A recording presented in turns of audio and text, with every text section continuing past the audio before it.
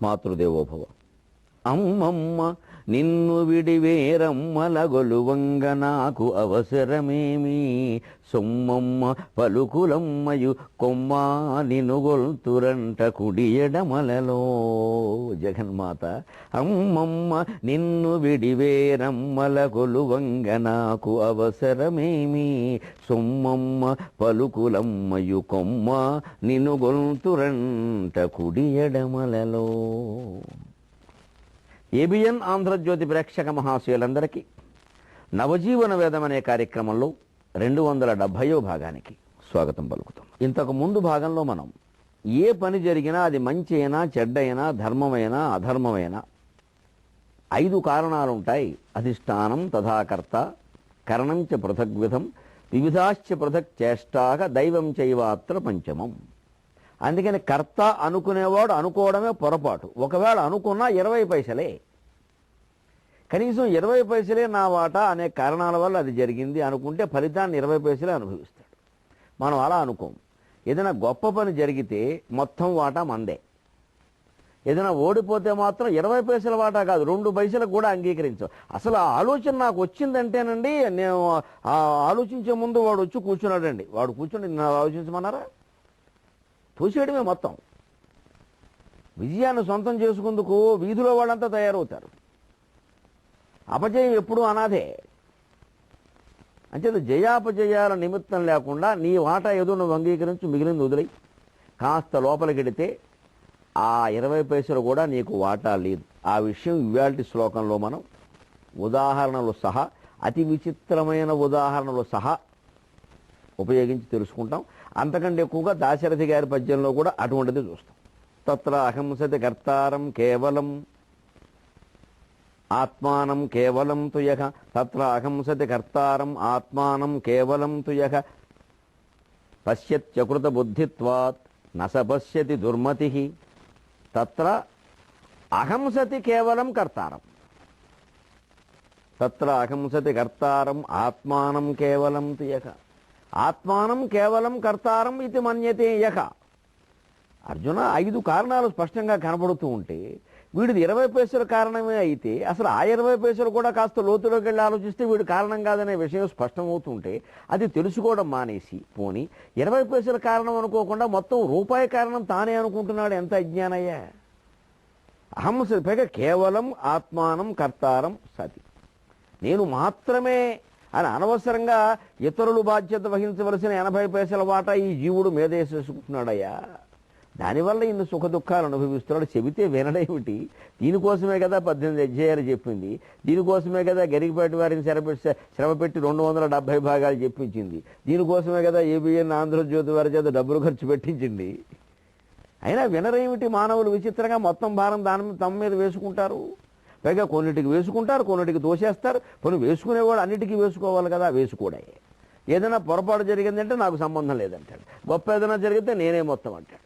ఇది కాదా అంటే మన దుఃఖాలకు సుఖాలకు కారణం ఇవన్నీ ఏమీ తెలుసుకోకుండా, ఆ తత్వ విచారం ఏమీ చేయకుండా ఊరికే కృష్ణుడికి దగ్గర పూజెట్టేద్దాం, కృష్ణాష్టమి నాడు కృష్ణుడు గుడి చుట్టూ 108 ప్రదక్షిణాలు చేసేద్దాం. ఆయన వెర్రివాడా? గ్రంథం చదివి విషయం తెలుసుకోరా బాబు, లేకపోతే పెద్దవాళ్ళు చెబుతున్నారు విని నీ బుద్ధి మార్చుకోరా అంటే అది మార్చుకోకపోతే ఎలాగండి? తత్ర అహంసతి కర్తారం ఆత్మానం కేవలం తుయః, తాను మాత్రమే కర్తగా భావించేవాడు ఎవడుంటాడో పశ్యతి అకృత బుద్ధిత్వాత్ కృతబుద్ధి. ఈ మాట ఎంత గొప్పదో చూడండి. కృతార్థుడు అంటాం మన లోకంలో, కృతకృత్యుడు అంటాం, బాగా తెలుసు. ఇంకా సంస్కృతంలో అయితే కృత విద్య, కృతవీర్య లాంటి మాటలు కూడా ఉన్నాయి. అవి అలా పెట్టండి. కృతార్థుడు, కృతకృత్యుడు ఇవి మనకి ఆయన కృతకృత్యుడు అయ్యాడండి. ఏమిటి కృతకృత్యుడు? మీరు వాక్యం ప్రకారం చూడండి, చేసిన పని గలవాడు అంటే పని చేసినవాడు. పని చేసిన ప్రతివాడు కృతకృత్యుడేనా? లేదు, ఆ పనిని సార్థకంగా చేసినవాడు కృతకృత్యుడు. అలాగే కృతార్థుడిని అయ్యామండి, కృతార్థోస్మి అంటారు. కృతార్థుడినయ్యా, అర్థం అంటే ప్రయోజనం, డబ్బు కాదు. ఆ ప్రయోజనం సార్థకమైన వాడు కృతార్థుడు. పని సార్థకంగా చేసినవాడు కృతకృత్యుడు. విద్య సార్థకంగా చదివినవాడు కృత విద్యుడు. పరాక్రమం సార్థకంగా వినియోగించినవాడు కృత విద్యుడు. ఇది తేడా. కృత శబ్దానికి సార్థకమైన అని అర్థం, పని చేయడం కాదు. కృత అంటే పని, నిఘంటువు తీసి కృత అంటే చేయబడడం అని ఉంటుంది. అక్కడ చేయబడిన అంటే సార్థకంగా ఎలా చేయాలో అలా చేయి, దాని ప్రయోజనం ఏమిటో కలగాలి, లేని దానికి ఎందుకు చేయడం? ఏదో పొలై వ్యాపారం లెక్క పొలై ఒక ఆయన పొలైన పిలిచి వ్యాపారం పంపిద్దామని అనుకున్నట్టు యజమాని. ఈయన రాత్రి పడుకుని ఉన్నట్టు అక్కడ పాలేరులో ఇంటి దగ్గరే పడుకునేవారు యజమాని అరుగు మీద. దంపతులు మాట్లాడుకుంటుంటే విన్నట్టు మామూలుగా, అయ్యగారు నన్ను వ్యాపారం పంపిద్దాం అనుకుంటున్నాను, నేను అసలు ఆయన చెప్పకముందే వెళ్ళొచ్చేస్తే ఎంత బాగుంటుంది అని ఈయనకి చెప్పకుండా తెల్లగట్ట 3ంటికి బండేసి వెళ్ళిపోయాట. వెళ్ళిపోయి ఏదో వెళ్ళాడు, వ్యాపారం దగ్గర దిగాడు, చుట్ట కాల్చుకున్నాడు, చెరువులో నీళ్ళు దగ్గర చుట్ట కాల్చుకున్నాడు, మళ్ళీ వచ్చేసాడు. ఈ యజమాని 7ంటికి పొల్లయా రావయా వ్యాపారం వెళ్ళాలంటే, ఈ బాబు మీకు ఇన్నాళ్ళు పనిచేశారు కానీ నా మనస్తత్వం మీకు తీరలేదని మీరు చెప్తారని నాకు తెలుసండి, రాత్రి మీరు అమ్మగారు మాట్లాడుకుంటుంటే విన్నానండి, వ్యాపారం వెళ్ళొచ్చేసాను అన్నట్టు. ఊరి ఎందుకు వెళ్ళావరా అంటే, ఎందుకేంటండి చెప్పలేదు కదండి. అయ్య వీర్రాడా, ఒక ఊరు పంపిస్తావంటే పని ఉండదా, వెళ్ళొచ్చేస్తావా? ఇది పొల్లయ్య వ్యాపారం. దీన్ని తెలంగాణలో కొన్ని చోట్ల తిప్పడు కొండబర్తి అంటారు, ఇంకో చోట ఇంకో రకంగా అంటారు. రంగడ అద్దంకి వెళ్ళాడంటారు ఓ చోట. రంగడ అద్దంకి, తిప్పడు కొండబర్తి, పొల్లయ్య వ్యాపారం అన్నీ ఒకటే, ప్రాంతాలు వేరైన విషయం ఒకటే.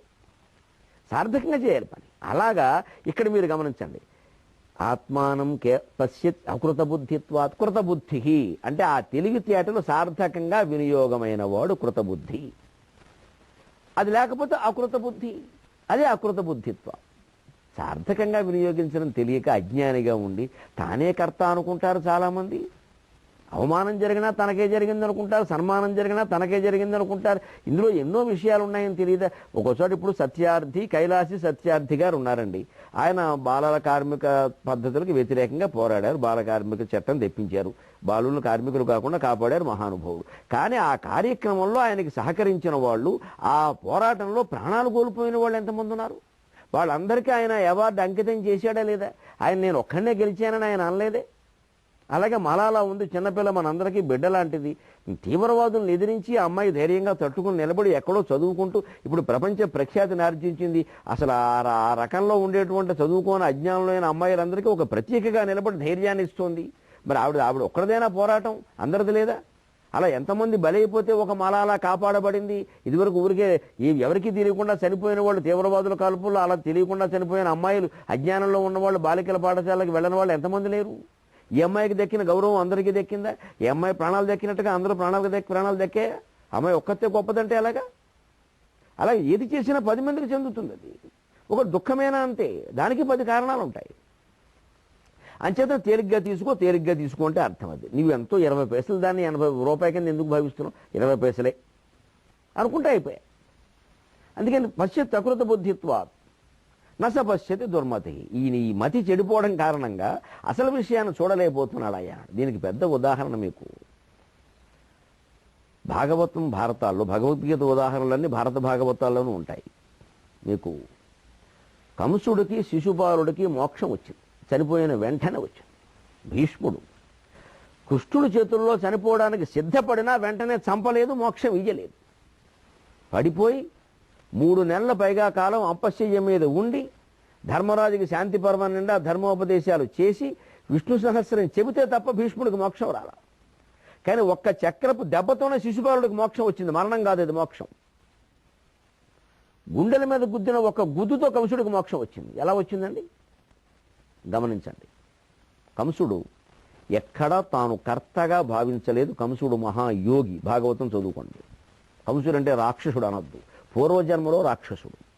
కాలనేమి అవతారం, కాలనేమి రాక్షసుడు. కంసుడు రాక్షసుడు కాదు.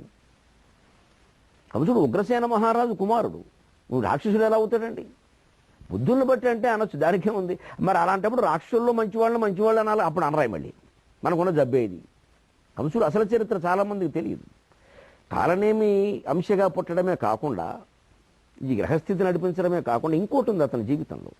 ఉగ్రసేన మహారాజు భార్యని పెళ్ళైన కొత్తలో ఒకరు అత్యాచారం చేశారు. ఆ అత్యాచారం కారణంగా కంసుడు పుట్టాడు. ఆ కారణంగా ఆవిడ అవమానాన్ని భరించలేక కొడుకును వదిలేసింది. కుంతిలాగే కొడుక్కి అన్యాయం చేసింది. కాకపోతే ఇక్కడేమో అత్యాచారం, అక్కడేమో కోరుకున్న ఆచారం, అంతే తేడా. ఇద్దరు అన్యాయం చేశారు పిల్లలకి. కంసుడు వదిలేసింది. అనాథంలా పెరిగాడు ఎక్కడో. కానీ లోకంలో తెలుసు ఇది మహారాజు కొడుకని. ఆ విషయం తర్వాత పెద్ద చెల్లెలైనటువంటి దేవక్కి తెలిసి తరచూ అబ్బాయి దగ్గరికి వెళ్ళేది. అన్నయ్య అన్నయ్య అన్నయ్య అని పిలిచి మొత్తం మీద లాక్కొచ్చింది. తర్వాత ఏదో ఒప్పుకున్నారు, రాజుని చేశారు. కంసుడి మనస్సులో ఎవరో చేసిన దానికి నా తల్లి నన్ను వదిలేసిందనే భావన ఉండిపోయింది. అతను దుర్మార్గుడు కావడానికి ఆ కారణం ఒకటి, పసిపిల్లలను చంపేంత క్రౌర్యం అతనిలో రావడానికి నా బాల్యాన్ని ఎవడు పట్టించుకున్నాడు, నా తల్లి నన్ను వదిలేసింది, నేను ఎందుకు చేయకూడదు, ఈ భావన గమనించండి. కంసుడు దుశ్చర్యలే కంసుడు కారణమా, ఉగ్రసేన మహారాజు భార్య కొంత కారణం కాదా? సరే, ఆవిడ పరిస్థితులు ఆవిడేదో వదిలేసి ఉండొచ్చు, దాన్ని సమర్థించుకుందుకు ఆవిడ కారణాలు ఆవిడకు ఉండొచ్చు, వీడు తర్వాత చేసిన దుర్మార్గాలన్నిటికీ ఆవిడ కారణం అని మనం అనకూడదు. కానీ అసలు ఆ ప్రవృత్తి కలగడానికి ఆవిడ కారణం అయిందా లేదా? దుర్యోధనుల్లో అంత విపరీతప్పుడు అసూయ జన్మించడానికి గాంధారి ఇంకా దుర్యోధనుడు పుట్టకముందే కడుపు మీద కొట్టేసుకోవడం అసూయ కారణం కాదా? 10 పైసలైనా గాంధారికి వాటా లేదా? అలాగని 90 పైసల వాటా వేయకూడదు. ఇది చరిత్ర. దీన్నే ఎర్రరెప్పలోనే అందమైన కావ్యంగా రాశాడు మా మిత్రుడు. విచిత్ర కర్మ ఫలానికి స్వాగతం. ప్రకాశం జిల్లాలో ఉన్నం జ్యోతి వాసు అని మంచి విద్వత్ కవి ఉన్నాడు. పత్రికా రచయిత, పత్రికా విలేకరిగా ఉన్నారు. మంచి పత్రికా రచయిత, బ్రహ్మాండమైన వ్యాసాలు రాస్తాడు, మంచి పద్యాలు రాస్తాడు, హాయిగా మంచి పండితుడు, మంచి కవి. అతని ఈ కంసుని జీవితాన్ని ఎర్రరెప్పలో రాశాడు. పద్యకావ్యం చక్కగా ఉంటుంది. ఒక్కొక్క మనిషి ఎందుకు చెడిపోతారంటే ఆ వెనకాల చరిత్ర ఉంటుంది. అది మనం కాస్త అర్థం చేసుకోవాలి అతను దూషించే ముందు. ఇన్ని పరిస్థితులు ఇప్పుడు పరమాత్మ చెప్పినట్టుగా 5 కారణాల్లో కనపట్టల్లా. కంసుడు దుర్మార్గుడు కావడానికి 1 తల్లి వదిలేయడం, 2 దేవకి అతను చేరదీసి వెళ్ళినప్పుడు ఆకాశవాణి చెప్పిన మాటలు, 3వది అసలు ఈ పుట్టిన పిల్లల దౌర్భాగ్యం, వాళ్ళు చచ్చిపోవాలి తప్పదు. కంసుడు కాకపోతే ఇంకో వెంకయ్య వేసేస్తాడు వాళ్ళని. ఎందుకంటే దేవకి స్వయంగా చేసుకున్న కృతం అది పూర్వజన్మలు అదితిగా. అప్పుడు దితి గర్భంలో ఉన్న శిశువుని ముక్కలు చేయించింది. ఆ పాపం అంటే ఉగ్రసేన మహారాజు భార్య కొంత కారణం, దేవకి పూర్వజన్మ కొంత కారణం, కంసుని పూర్వజన్మ కారణేమి కావడం కొంత కారణం, ఈ శిశువుల యొక్క జన్మాంతర కర్మఫలం కొంత కారణం. ఇన్ని కలిసి కంసుడు దుర్మార్గం చేస్తే కంసుడు చేశారంటే అలాగా. మరి కృష్ణుడు చెప్పిన 5 కారణాలు ఉన్నాయా లేవా? అన్నిటికంటే మూలం కంసుడు మనస్సులో ఉండే భయం, అదో కొంత కారణం. ఇది తెలుసును కాబట్టి కంసుడు గొప్ప వేదాంతి. మీరు భాగవతం చదవండి. మొదటి శిశువు పుట్టగానే పట్టుకెళ్ళి కంసుడికి ఇచ్చేస్తే అక్కడ చెబుతాడు వేదాంతం. బావా ఎంత నిజాయితీ పరుడువయ్యా, పట్టుకొచ్చి శిశువు, నాకు ఈ శిశువు కాదు కదయ్యా, 8వ శిశువు కదా, అనవసరంగా వీళ్ళందరినీ చంపడం నాకేం పనయ్యా, వెళ్ళిపోంటాడు. తర్వాత నారదుడు వచ్చి రెచ్చగొట్టేస్తాడు. ఎందుకంటే వాళ్ళు వెళ్ళిపోవాలి, నారదుడికి ఏం వేరే పనేం లేదు, శిశువులు చంపడం ఆయనకేం పని. కానీ ఆ శిశువుల కర్మ ఎలా ఉందంటే వాళ్ళు చనిపోవాలి, వాళ్ళు ఉండడానికి వీలు లేదు. ఎందుకంటే అది జన్మకృత ప్రణాళిక, వాళ్ళు వెళ్ళిపోవాలి. ఆ దేవకి ఆ గర్భశోకం కలగాలి. భగవత్ ప్రణాళికను అమలు చేయడం కోసమే నారదాది మహర్షులు ఉన్నారు, వ్యాసాది మహర్షులు, నారదాది మహర్షులు ఉన్నారు. అందుకే వాళ్ళు అప్పుడప్పుడు సాక్షాత్తుగా ఊడిపడి ఏదో చేసి వెళ్ళిపోతారు. ఏదో సినిమా అనంతరం దాన్ని నడుస్తూ ఉంటే డైరెక్టర్ మధ్యలో చాలా కదయ్యా ఎలా అన్నట్టే. అంతే. అది నారదుడు వచ్చి ఏమిటి అనుకుంటున్నావు, విష్ణు అంటే నీకేం తెలుసు, ఈ 6 పిల్లల్లో ఉండకూడదని ఏమన్నా పిచ్చాడు, 6 ఏళ్ల బట్టి అనవసరంగా వృధా చేస్తున్నావు, వేసేయమన్నాడు. అప్పుడు పిలిచి వేసేసాడు 6 ఒక్కసారే. 6 ఏళ్ల బట్టి 6 చంపడం కూడా 6 ఒక్కసారి చంపేంత క్రౌర్యానికి కారణమైనటువంటి నారదుని యొక్క ఉపదేశం కారణం కాదా? అలాగే నారదుడికి పాపం చేసిన ఫలితం వచ్చిందా? లేదే. నారదుడు తాను కర్తనని భావించలా, జరగవలసిన ప్రణాళికలో నా పని నేను చేశాను అనుకున్నాడు. కర్తగా భావించడం భావించకపోవడంలో ఉందా తేడా. భావించిన వాడు 10 మందికి చెప్పుకుంటూ ఉంటాడు, ఊరికే గొప్ప అవమానం కూడా. భావించిన వాడు చెప్పడు ఆ విషయాన్ని, చిరునవ్వు నవ్వి వదిలేస్తాడు. శ్రీకృష్ణుడి జీవితం అంతా చిరునవ్వే, మందస్మిత మధుర జీవితం. అందుకే పైగా అందుకే 6 చంపినప్పుడు దేవకి దగ్గరికి, వసుదేవుడి దగ్గరికి వెళ్ళి చంపడానికి వారెవరు, చంపడానికి నేనెవడిని, కర్త అంతా భగవంతుడు, మీకు తెలియంది ఉందని వేదాంతం పద్యాలు చెబుతాడు. మీరు భాగవతం 10వ స్కంధం ప్రారంభంలో చదువుకోండి. ఇంత విచిత్రమైన వేదాంతి కంసుడు. అందుకే ఆయనకు మోక్షం వచ్చింది. ఎక్కడా తాను కర్తనని భావించలేదు. తన పూర్వజన్మ ఏమిటో తనకి తెలుసు, ఎందుకు జరుగుతున్నాయో తెలుసు, తల్లి చేసిన అన్యాయం ఏమిటో తెలుసు, అనేక రకాల విషయాలు తెలుసు. నిమిత్త మాత్రంగా తన పాత్ర చంపడం కావచ్చు, చావడం కావచ్చు, ఏదైనా నిర్వహించాడు. కంసుడికి మోక్షం వచ్చింది. శిశుపాలుడు ఆయన అంతే. ఎంతమంది చెప్పినా తిట్టడం మానలే. ఎందుకంటే అది 3వ జన్మ. హిరణ్యకశిపుడు హిరణ్యాక్షుడైంది, రావణుడు కుంభకర్ణుడు అయింది, శిశుపాలుడు దంతభక్తుడు. ఈ దెబ్బతో వైకుంఠానికి వెళ్ళిపోవాలి. మళ్ళీ ఇప్పుడు కనుక శ్రీకృష్ణుడిని తిట్టకుండా పొగిడి చుట్టరికాయలు పెంచుకుని చేసుకుంటే మళ్ళీ ఇంకో జన్మ ఎత్తాలి. ఈ జన్మలు మనకొద్దు అని తిట్టడమే పనిగా, తద్వ్రతం అని వేదంలో చెప్పినట్టుగా తద్వ్రతం, తిట్టడమే పని అని తిట్టాడు. ఎంతమంది చెప్పినా వెళ్ళ. భీష్ముడు వద్దంటే భీష్ముడిని తిట్టాడు.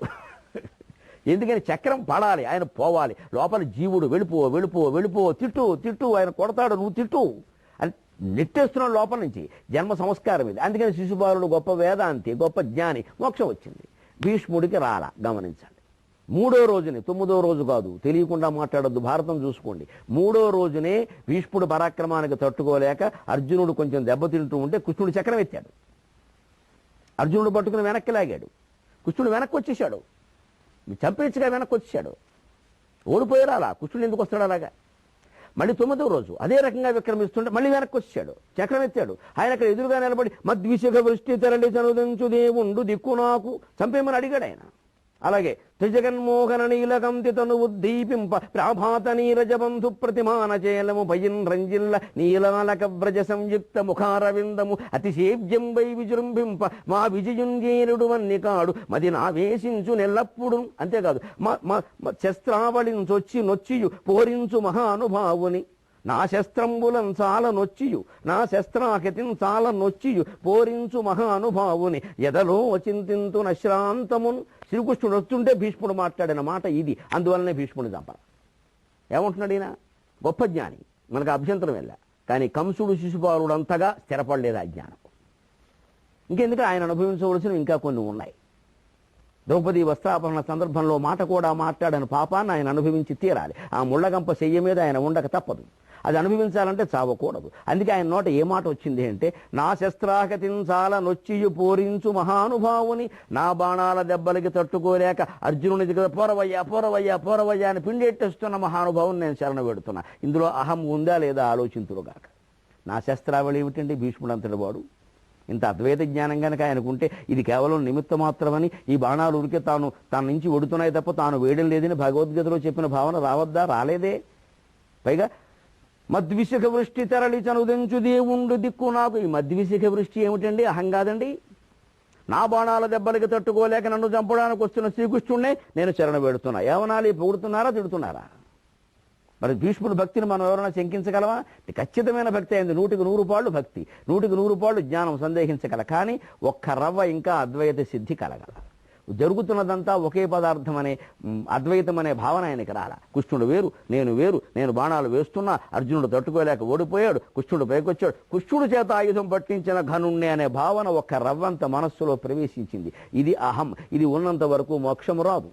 నేను చేస్తున్నాను అనుకుంటాడు కాబట్టి నా శస్త్రావళిని అని వాడాడు. మద్విశిఖ వృష్టి అని వాడాడు. తెలుగు పద్యం కాదు, సంస్కృతం కూడా చూసుకోండి, అదే అలాగే ఉంది. అక్కడికి పోలేదు ఇంకా. అందుకే అంపచేయి మీద పడుకోబెట్టాడు. కృష్ణుడు నవ్వు నవ్వు వెనక్కి వెళ్ళిపోయాడు. తాత ఇంకా నీకు భాగ్యం ఉందిలే కానీ అన్నాడు. ఆ 3 నెలల్లో ధర్మరాజుకి శాంతి పర్వంలో ధర్మోపదేశాలన్నీ చేయించాడు. తర్వాత భీష్ముడిని ఎంత కీర్తించాడో శ్రీకృష్ణ పరమాత్మ. మరి అంత కీర్తించిన భీష్ముడిని ఎదురుగా వచ్చి చంపేవయ్యా అంటే చంపడానికి ఏమండి?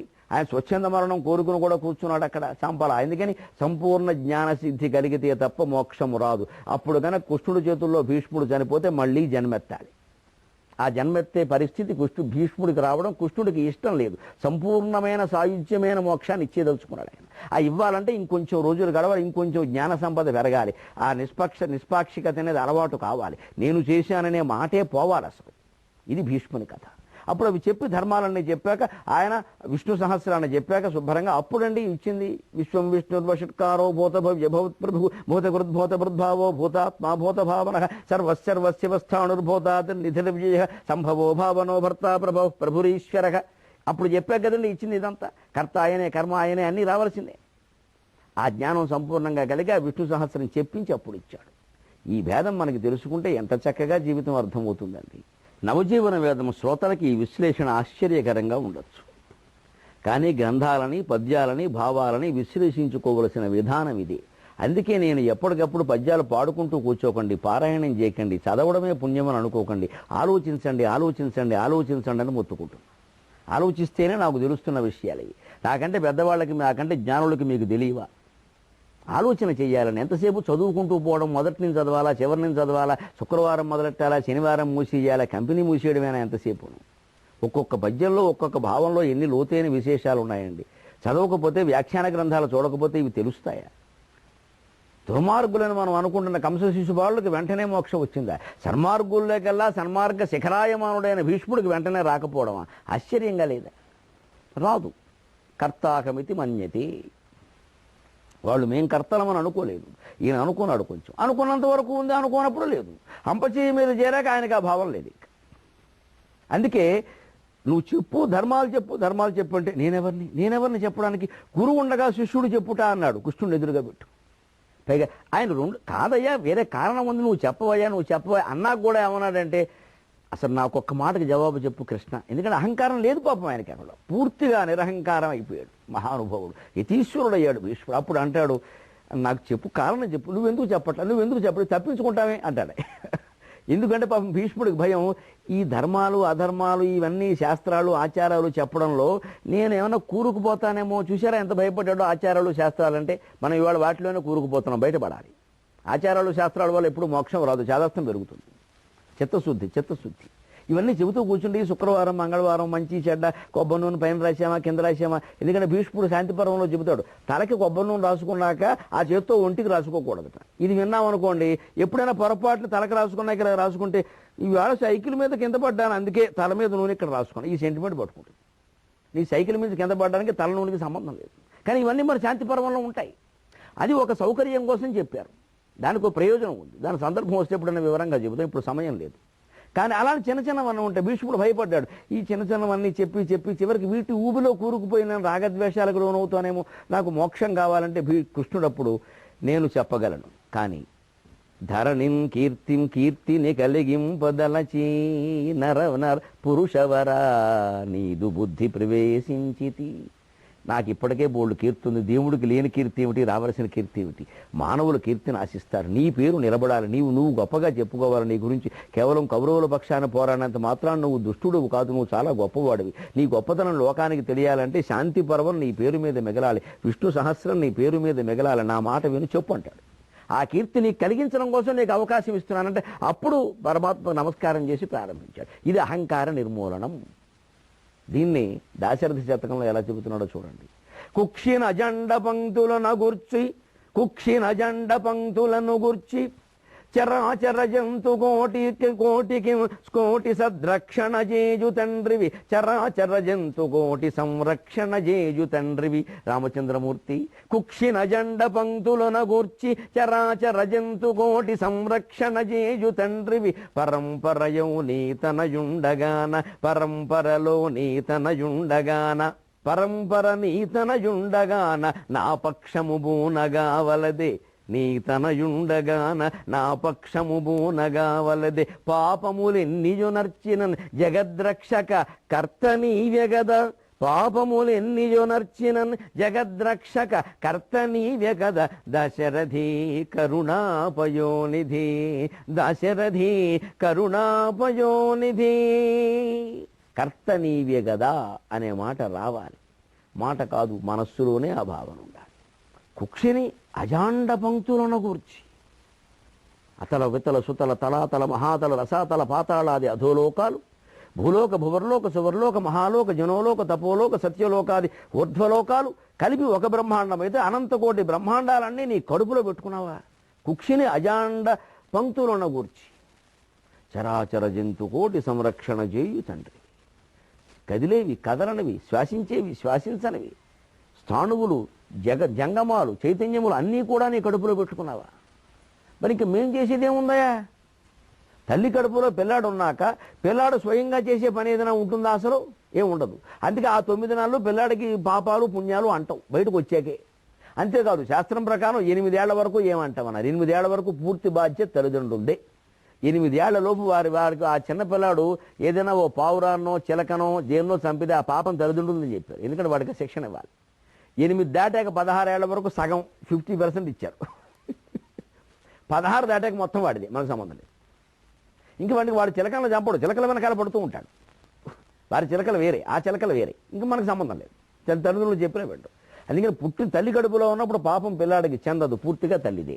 బయటపడ్డా కూడా 8 ఏళ్ల వరకు సగం తల్లిదండ్రులది, సగం పిల్లాడు, సగం బాధ్యత. 8 తర్వాత 8 వరకు పిల్లాడికి బాధ్యత లేదు, పూర్తి బాధ్యత తల్లిదండ్రులది. 8 నుంచి 16 వరకు సగం పిల్లాడిది, సగం తల్లిదండ్రులది. 16 తర్వాత సంపూర్ణంగా ప్రాప్తేతు షోడశే వర్షే పుత్రం మిత్రవదాచరేత్, మొత్తం వాడిది. ఈ లెక్క ఎందుకండి? జ్ఞానాజ్ఞానాలను బట్టేగా, పరిపక్వతను బట్టేగా. అందుకని మొత్తం అంతా నీ కడుపులోనే మేము ఉన్నప్పుడు మేము అసలు బయటికే రానప్పుడు మొత్తం అంతా అజాండ కూటంతా నీ గర్భంలో ఉన్నప్పుడు అండపిండ బ్రహ్మాండముల గర్భంలో దాల్చి ఆకు మీద శిశువై అలరారుతున్నావని శాస్త్రాలు ఘోషిస్తున్నాయి. నువ్వు కూడా చెబుతున్నావు ఆ విషయం. అటువంటిప్పుడు నీ కడుపులో ఉన్న వాళ్ళం మేం చేసిన పాపాలు కానీ పుణ్యాలు కానీ మావెలా అవుతాయి? నీవి తప్ప. ఇది సుప్రీంకోర్టు లాయర్ కూడా పాల్కీవాలా గారు కూడా వాదించలేని విషయం. ఇది రామదాసు వాదించాడు మన కోసం. కుక్షిన జండ పంక్తులన గుర్చి చరాచర జంతు కోటి సంరక్షణ చేజు తండ్రివి పరంపరలో నీ పరంపర నీతనయుండగాన. నేను పరంపరగా చూస్తే నేను ఎవరినయ్యా? నీ కుమారుణ్ణి కదా. ఎందుకంటే మొత్తం సృష్టికి మూలం మా నాన్న మా తాత పక్కనెట్టు, ఈ వంశాలు కులాలు పక్కనెట్టు. మొట్టమొదట్లో మానవులంతా ఒకటే, తర్వాతే కులాలు ఏర్పడ్డాయి. అందులో సందేహం ఎవరికీ లేదు. అసలు ఆ మానవులందరికీ మూలం మనువు, మనువుకు మూలం సూర్యుడు, సూర్యుడికి మూలం బ్రహ్మ, సూర్యుడికి మూలం మరీచి, మరీచికి మూలం సూర్యుడు బ్రహ్మ, బ్రహ్మదేవుడికి మూలం నువ్వు. అందుకని పరంపర నీతనయుండగా నా పక్షము బూనగా వలదే. పరంపర తేడా తప్పితే మా నాన్నగారికి నీకు తేడా ఏముందా? తండ్రి ఎప్పుడైనా కొడుకు పక్షం మాట్లాడకుండా ఉంటాడా? తండ్రి పొరపాటు పని చేసినా ఏదో పోలీస్ స్టేషన్కి వెళ్ళి విడిపించుకొద్దామని ఆలోచిస్తాడు కదా కాస్త. అలా నా ఎందుకు ఆలోచించవు? అందుకని పాపములెన్ని నర్చినం జగద్రక్షక కర్త నీవే గదా. ఎన్ని పాపాలు చేసినా నాకు భయం లేదయ్యా, ఎందుకంటే కర్త నీవే. నేను కేవలం నిమిత్తం మాత్రం. కడుపులో పిల్లాడు కర్త ఎలా అవుతాడు? ఈ అండపిండ బ్రహ్మాండాలన్నీ నీ గర్భంలో ఉన్నాయని నాకు నమ్మకంగా ఉంది. అంచేత మేము చేసిన పాపపుణ్యాలన్నీ నీవే. కాబట్టి నాకు మోక్షం ఇవ్వవలసిందే తప్ప మళ్ళీ రామదాసు నువ్వు మళ్ళీ దేవదాసుగా పుట్టమంటే నేను పుట్టాను అని స్పష్టంగా చెప్పాడు. ఇంత నమ్మకం మనం కలిగి ఉండాలి. పద్యం పాడి ఊరుకోవడం కాదు. ఈ పద్యం పాడితే మోక్షం అనకండి, పొరపాటు కూడా రాదు. 100 సార్లు పాడినా రాదు, 500 సార్లు రాసినా రాదు. నోటికి వస్తుంది అంతే. అది ఆచరణలో పెట్టాలి. త్రికరణ శుద్ధిగా భావన చేయాలి. మనం ఏమీ చేయడం లేదు, అన్నీ జరుగుతున్నాయి, అది అన్నీ నడుస్తున్నాయంటే మనం చేస్తున్నది ఏం లేదు. ఈ భావన వస్తే ప్రతి పని భగవంతునికే సమర్పణ చేస్తాం. సెలవు.